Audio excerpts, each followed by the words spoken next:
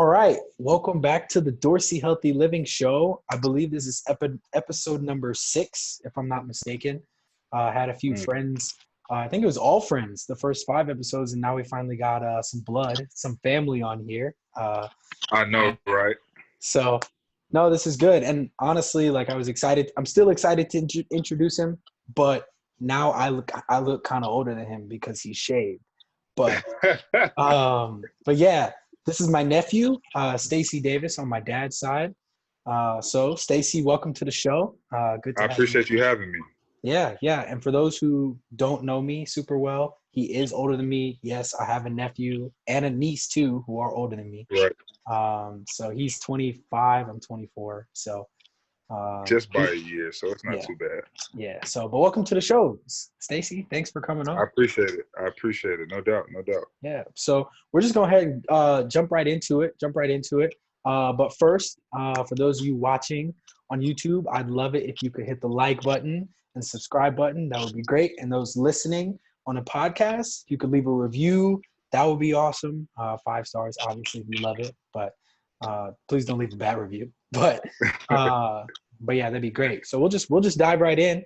Who is Stacy Davis? Stacy Davis. Well, I'm a professional athlete. I've been playing professional basketball now. This will be my 5th season. It's actually kind of crazy to think that I've been playing for half a decade now. So I'm extremely blessed, to be not only injury free, but to also enjoy what I'm doing and to just be able to continue to, travel the world. So I'm an overseas basketball player. I most recently played in Finland, and upcoming I will be playing in Hungary.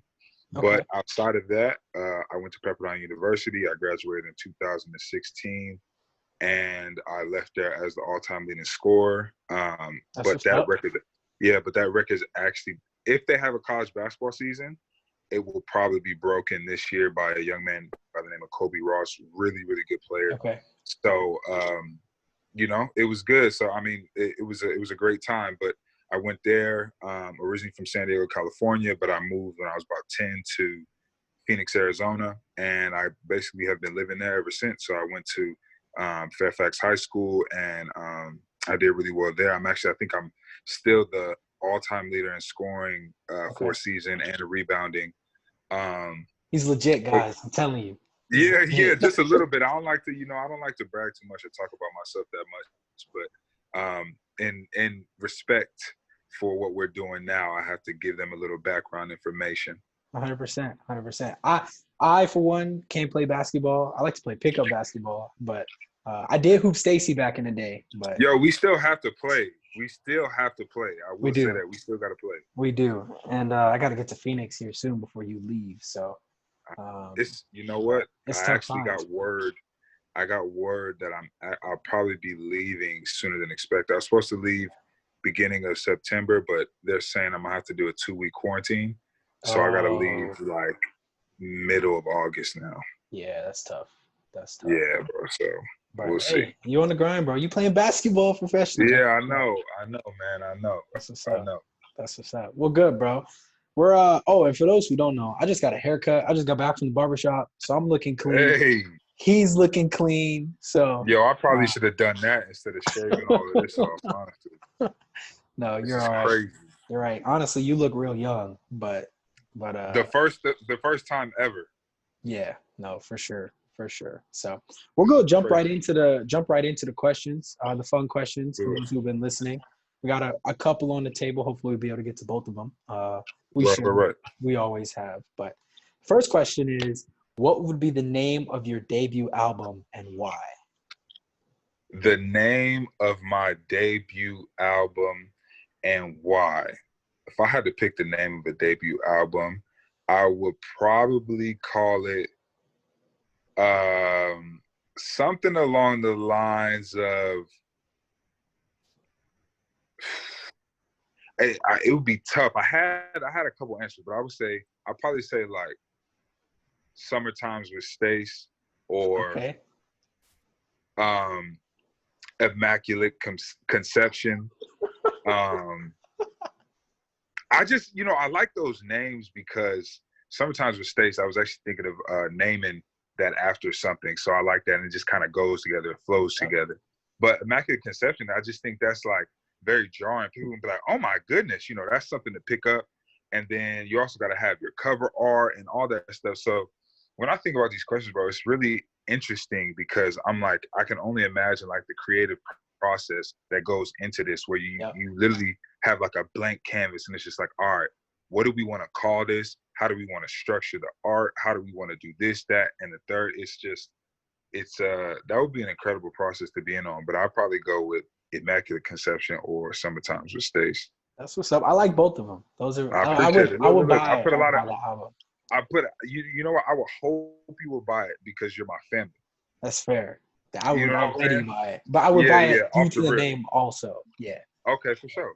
I mean, honestly, I remember a little sidebar. The first time my brother Jacob and I got iPods, I don't know if you remember, but we were in Phoenix. Yeah. This was, I don't know, maybe 12 years ago.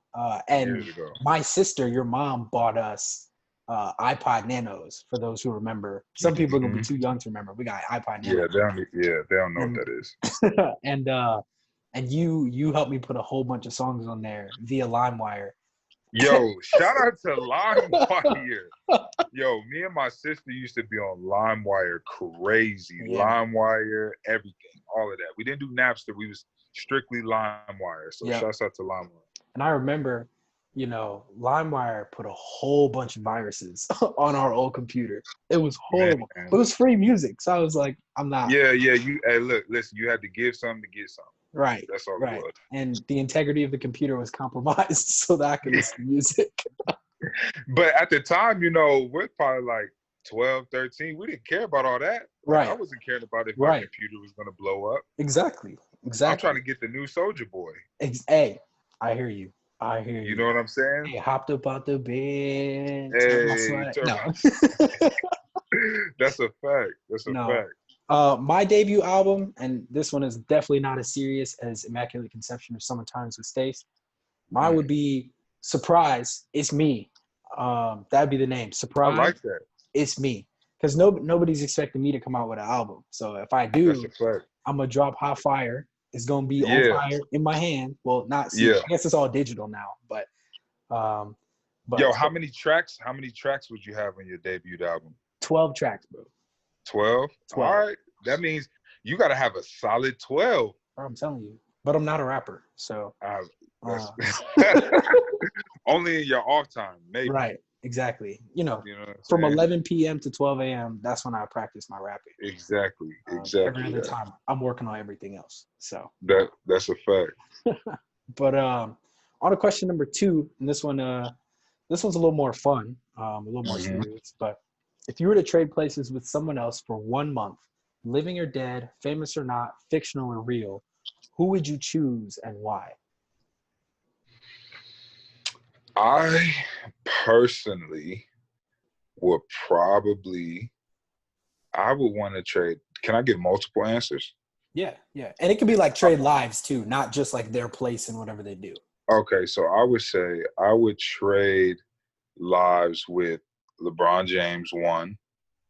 I think 2, I would trade places with, or just, I don't even want to say trade places, but just get to like live in their, through their eyes, like that mindset. Yeah. I would say Ta-Nehisi Coates, one of my favorite authors. And then if I had to do a third one, and I want to do something different for this one. If I had to trade places with somebody, I would probably trade places with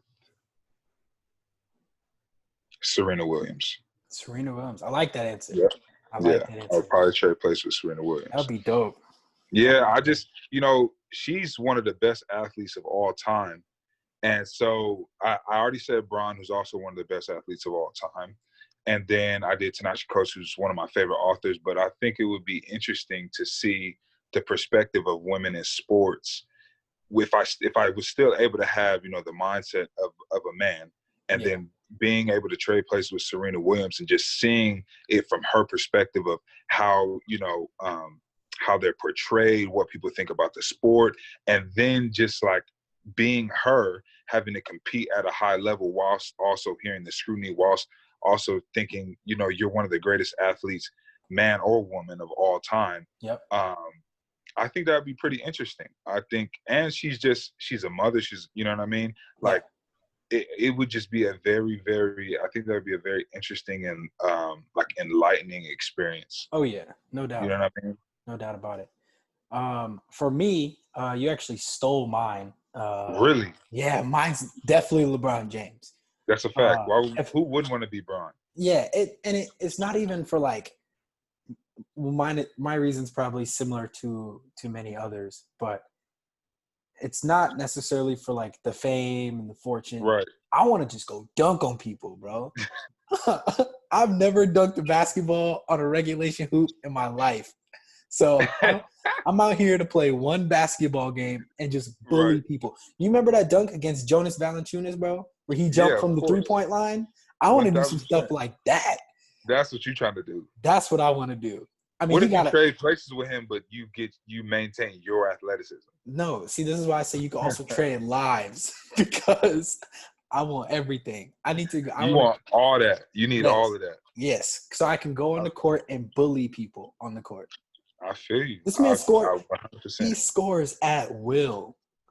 Man, and for somebody like him to maintain and be injury free with the way that he plays is incredible. To be that athletic still, it's amazing. It's truly amazing. Like outside of anything else that he does, just being able to stay healthy, I feel like that's like one of his greatest accomplishments as an athlete. Yeah, no doubt.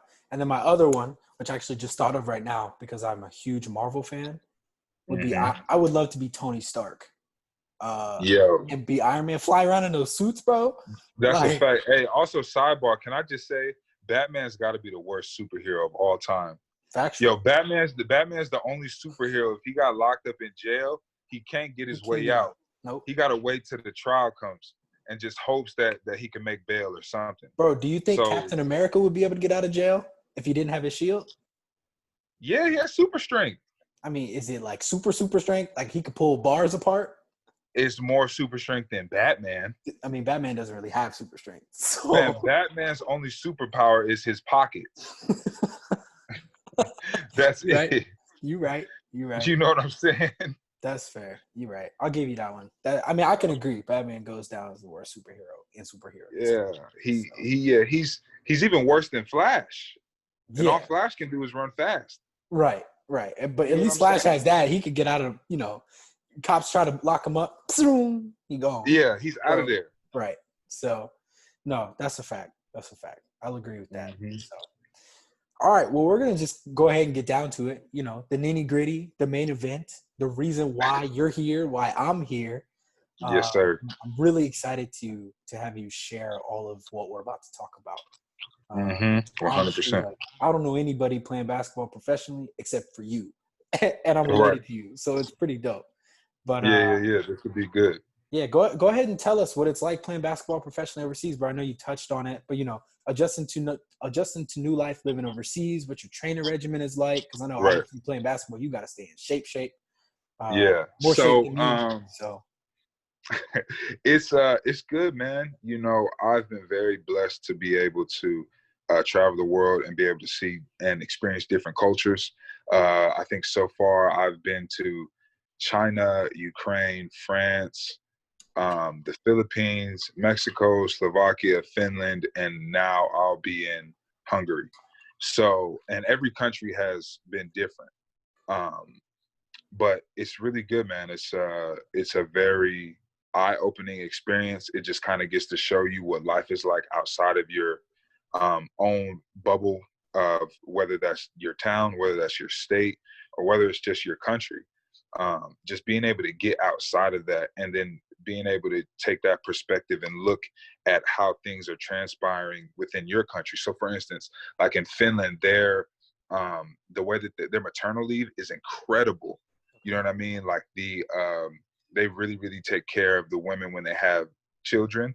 And the same goes for the men. Like basically you're allowed to take maternity leave for up to a year, like 3 years. But the first year you get 80% of your pay. Second year you get 60%. Third, yeah, bro. So it's incredible what different countries are able to do for the population. And granted, Finland's population is less than what there is in Arizona, but just as a country to be able to have that instilled within the government is incredible. But the basketball part has been really good. Being able to experience different styles of basketball, getting to play against different players, seeing what the culture is like basketball wise in other countries. It's been really good. And then as far as my routine when I'm in the season, man, it's pretty crazy. So during the season, it's like if we'll skip past preseason, but during the season, what'll happen is we'll wake up, we'll probably go probably about like 8, 9, depending on who your coach is. You get like a light practice in, some shooting, go over some plays. After that, maybe, and even if you don't do any plays or anything, you'll lift or do some like, agility or something. And then after that, you get lunch, go back to the crib, maybe take a nap, but you try to take care of your body, just maintain a little bit, do some stretching, do some percussion therapy, whatever you have at your own house, like whether that's Normatex or, whatever it is. I was very lucky last year. I had a sauna in my apartment. Oh, So I was using it like every day. And then after that, you'll probably resume and go back to practice later at night, probably around, depending on who your coach is, 3, 4, 5. And, you'll get done. And then you got to make yourself dinner and get to sleep at a good time, because then you're back at it tomorrow. And it goes like that. Depending on what league you're playing in. If you're playing one game a week, basically you have 2-a-days, which is what I just described, from Monday. So say you have one game a week and you play on Fridays, you have 2-a-days from Monday to Wednesday, one practice on Thursday, play on Friday, have Saturday off, and then practice starts again on Sunday. But you only do one practice on Sunday. Okay. But if you're playing 2 games a week, you'll more than likely do 2-a-days twice a month. So let's say you play Wednesday and Friday. So you'll do 2 day. You'll do. No, let's say you play Thursday and Saturday. You'll do 2-a-days for 2 days. Monday, Tuesday, Wednesday will be one practice prep for the game. Play Thursday. Friday's a recovery day, but you still have to come in the gym and prepare for your new opponent. Yep. Play Saturday, get Sunday off, and then start practice and that whole schedule over again on Monday. And then depending on what league you're in again, if there's a lot of teams. So in France, there was 18 teams. You play everybody twice. That's 34 games. And we're only playing one game a week. You can see where you're practicing a lot more than you play. Yeah, absolutely. And the practices over there, especially depending on who your coach is a lot different than in the NBA. NBA is they understand, and, they're making a lot more money, so they have to protect their players. Right. And so they're going maybe once, twice a day, but if they're going twice, like the first one is basically nothing or it's optional, then the second one's the real practice, or the first one is literally just skill shooting, do some moves, do some stuffs out of actions, and then you go home and you're done for the day. So there's a stark difference between playing basketball overseas and in the States, but for the most part, it's very gratifying. Yeah. What does that look like in the off season? Obviously, it's a little different because you kind of just train on your own, but. Right. So the off season, man, you really, and this is where you really have to grow up, because in college you get a regiment. You have people able to create like schedules for you, when you're going to be here, what you're doing at this time, when you need to. You can start to slot out when you need to eat, when you need to prepare for your workout and things like that. But you're the captain of your own ship. You conduct business however you want to conduct it. If you don't want to work out all day, you don't work out. If you want to work out all day, you do. If you only want to work out once, you do. But, to maintain yourself, what my schedule looks like now is I'll wake up at probably about 7, do some ankle mobility stuff on my slant board, leave the house at 7:30, drop my daughter off at daycare by 7:45, drive over to my boxing gym, get a lift in from about 8:15 to 9, do my boxing workout from 9 to 9:30, drive to my basketball gym, do my play a little bit, probably 5s for about 30 minutes just to warm up, then start just my to basketball. Warm up. Yeah. Then start my basketball workout at 10:45. That goes to about 11:45, maybe 12. Drive to my recovery place, do some compression therapy, and sometimes cryotherapy. Come back home, shower, and then try to recover some more by doing percussion therapy and some stretching, and then reading, and then cooking. Dang. Oh Yeah, yeah. Shout out to your daughter, by the way. Shout out Sanaya. shout out to Sanaya. Shout Yes, out to shout out to Sanaya. the little queen. So I know I just met her maybe a month and a half ago over FaceTime, Over but FaceTime. she was definitely a lot more responsive of me than I thought she was going to be. No, for sure. She loves people, man. I know when she meets you in person, she'll be.